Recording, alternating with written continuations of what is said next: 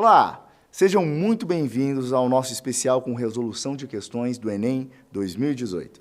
O professor Edivan Kleber vai mostrar como a disciplina de filosofia foi cobrada na prova. Vale muito a pena ficar ligado.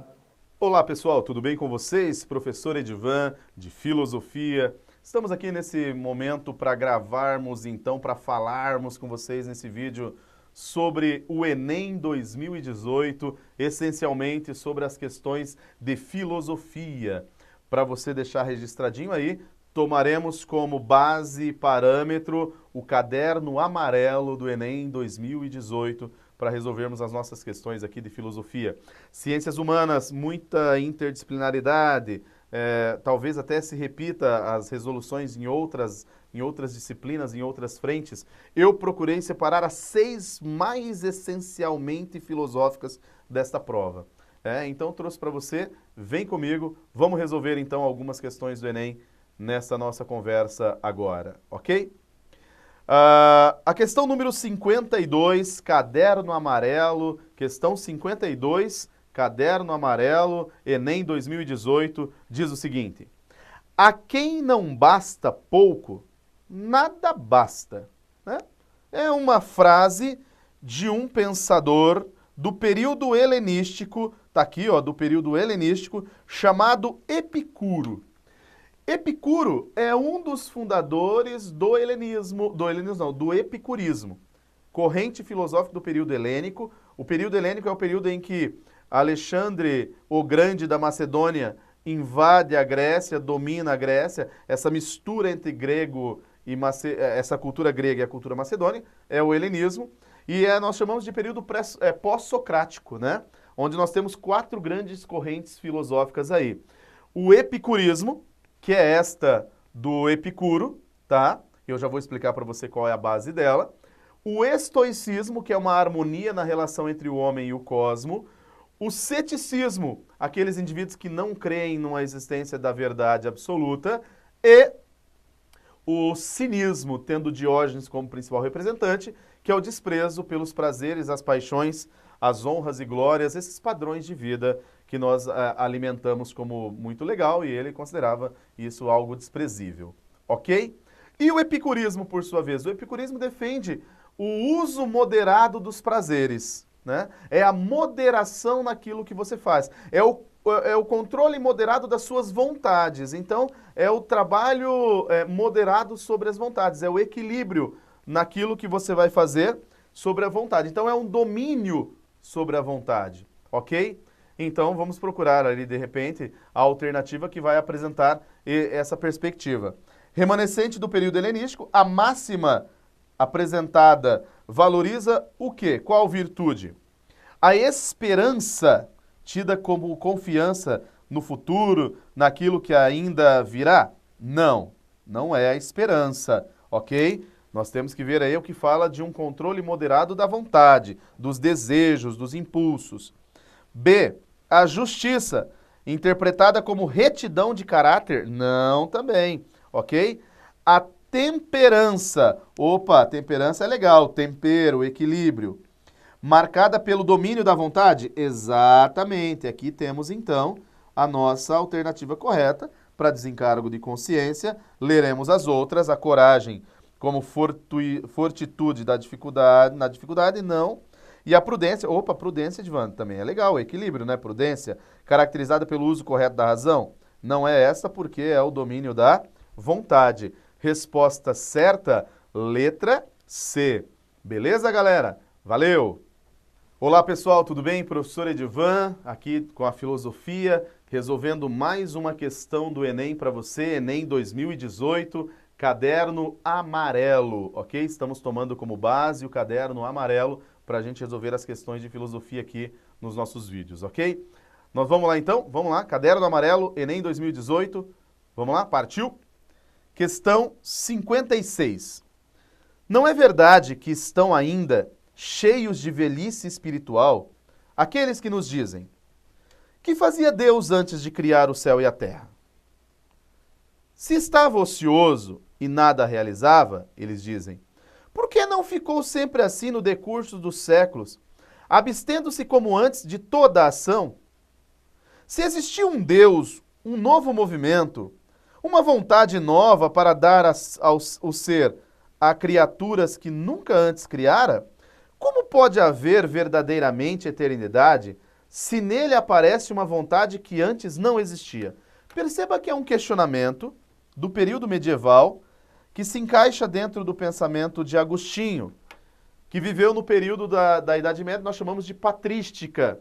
A patrística é o período em que o cristianismo começava a se adentrar no território europeu, período em que se evangeliza, período em que se catequiza os pagãos, os indivíduos. Então, muitas questões sobre a divindade, sobre a eternidade, sobre a bondade, a pureza, os dogmas apareciam. Então, os padres da patrística precisavam pensar e tentar responder a esses questionamentos, como, por exemplo, este que o texto nos apresenta, né?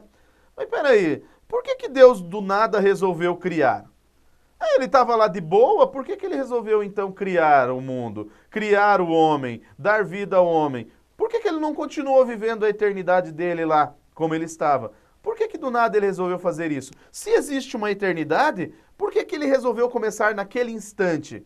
Entende? São questionamentos que fazem basicamente parte da nossa compreensão de mundo. Então isso faz parte do modo como o homem tenta entender o mundo. Isso faz parte de um modo de compreensão humana. É o homem tentando entender a eternidade divina. Vamos ao enunciado para nós vermos o que o comando da questão nos apresenta. A questão da eternidade, tal como é abordada pelo autor, então a eternidade é o foco, é exemplo de uma reflexão filosófica sobre o quê? Sobre a essência da ética cristã? Não, porque a essência da ética cristã é o amor ao próximo, né? É o amor ao próximo, que nós chamamos de amor ágape, né? Ame seu próximo como a ti mesmo. A natureza universal da tradição também não é a natureza universal da tradição. Por quê? Porque não se segue aí modelo tradicional nesse pensamento. Certezas inabaláveis da experiência, não, isso seria ciência, ok? Isso representa uma abrangência da compreensão humana, exatamente esta alternativa correta, letra D. A letra E, para desencargo de consciência, diz interpretações da realidade circundante, não, por quê? Porque Deus é um elemento metafísico, transcendente e que não está diante de nós, nos circundando enquanto ser, ok?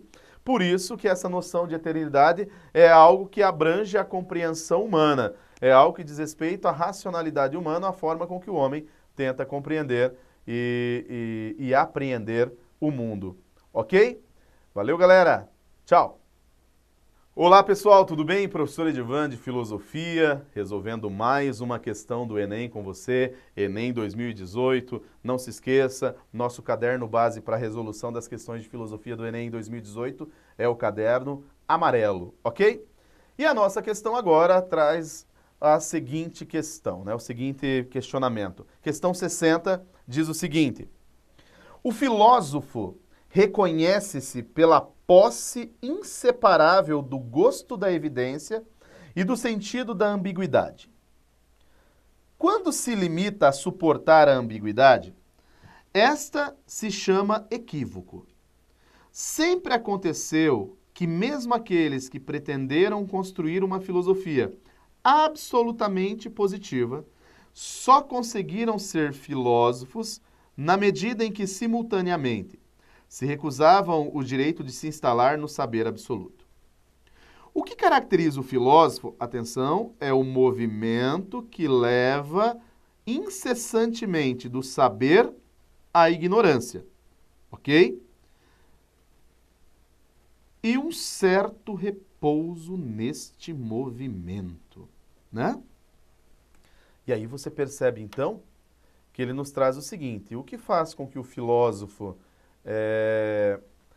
se caracterize enquanto filósofo é aquele que busca o tempo todo saber sobre a ignorância. O saber sobre a ignorância. O saber sobre a ignorância. O saber sobre a ignorância. Ele diz assim: e um certo repouso nesse movimento. Ou seja, o filósofo é aquele que faz isso o tempo todo. Repousa fazendo isso, né? Ou seja, Ele não faz outra coisa, Ivan? Não, é o saber sobre a ignorância. Então é um repouso no movimento, né? É como se eu estivesse dentro de um carro, sentado, parado, mas quem movimenta-se é o carro. É essa a atitude. Texto do filósofo francês Maurice Merleau-Ponty, né?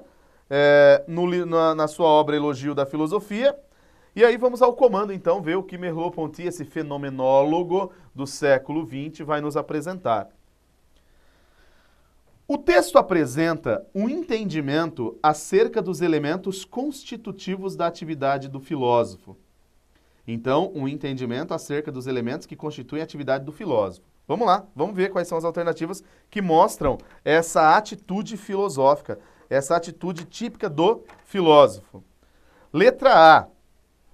Reunir os antagonismos das opiniões ao método dialético? Não. Isso até pode ter caracterizado algum ramo da filosofia, mas não é a característica marcante do filósofo, principalmente apresentado no texto. Ajustar a clareza do conhecimento ao inatismo das ideias, isso é coisa cartesiana especificamente.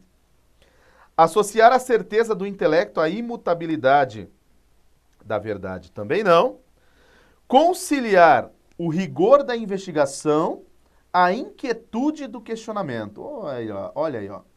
Olha aí a nossa alternativa correta, né? Por quê?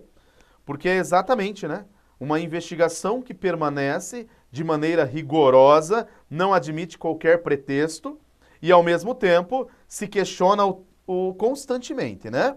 Ou seja, não é porque eu encontrei um resultado que diante dele eu me acomodarei. Diante dele eu vou novamente fazer um novo movimento em busca de novos resultados. É um eterno apaixonado pelo saber, o filósofo. Então, o verdadeiro filósofo é aquele que não se cansa de o tempo todo estar em movimento, em busca do saber, sempre maior, sempre à frente, sempre adiante.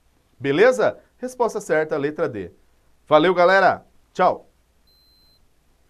Olá, pessoal! Tudo bem com vocês? Professor Edivan de Filosofia.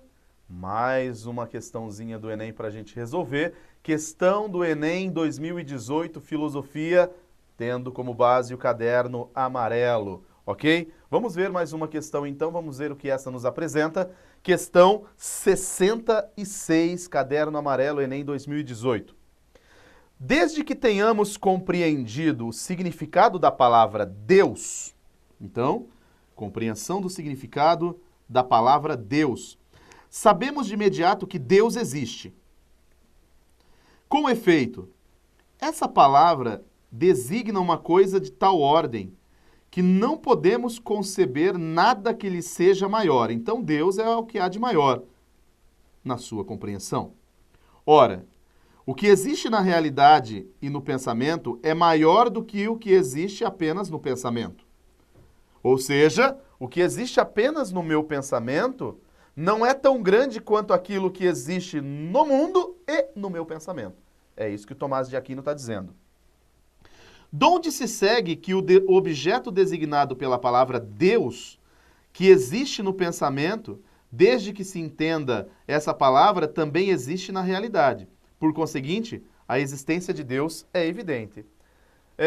Tomás de Aquino já faz parte de uma outra época da filosofia medieval. Nós temos uma questão falando sobre Agostinho, né, do período da patrística. Tomás de Aquino já é do período da escolástica, onde os filósofos se dedicavam a tentar provar algumas coisas da religião, como, por exemplo, a prova da existência de Deus, característica marcante do pensamento tomasiano. Tomás de Aquino quer provar a existência de Deus de maneira racional e lógica, como ele fez, por exemplo, nesse excerto que nos apresenta aqui a questão.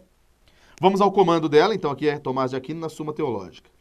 O texto apresenta uma elaboração teórica de Tomás de Aquino, caracterizado pelo quê? O que Tomás de Aquino quer fazer é provar os elementos religiosos, como, por exemplo, a existência de Deus, de maneira lógica e racional. Então, é provar a fé de maneira racional. Vamos lá. Reiterar a ortodoxia religiosa contra os heréticos? Não, né? Ele não quer apresentar uma ortodoxia.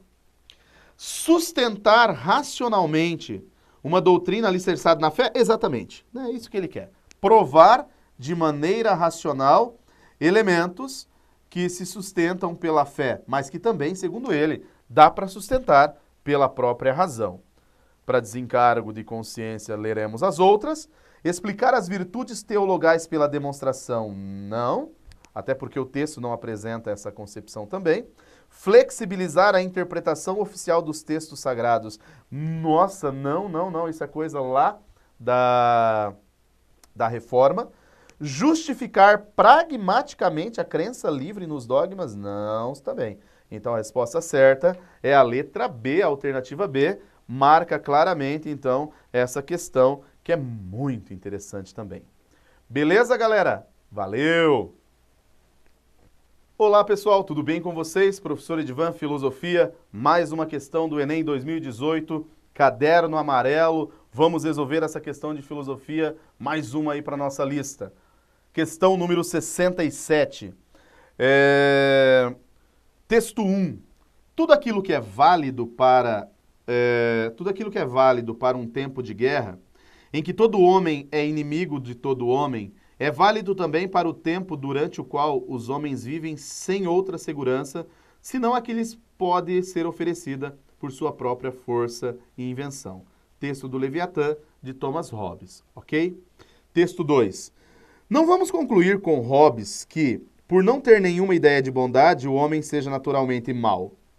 Esse autor deveria dizer que, sendo o estado de natureza aquele em que o cuidado de nossa conservação é menos prejudicial a dos outros, esse estado era, por conseguinte, o mais próprio à paz e mais conveniente ao gênero humano.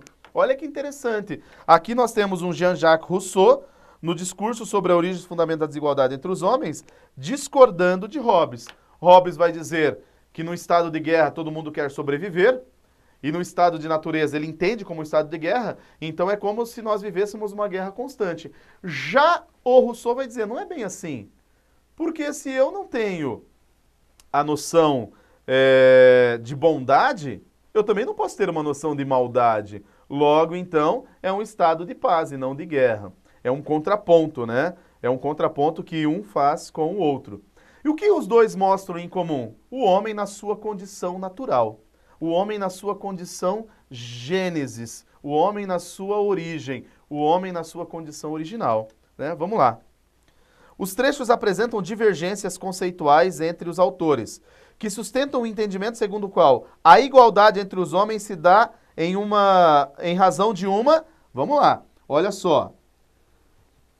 Predisposição ao conhecimento, não. Aqui, ó. Não é submissão ao transcendente, também não. Nossa, já ia cometendo um erro aqui, né? Não é se submeter ao transcendente.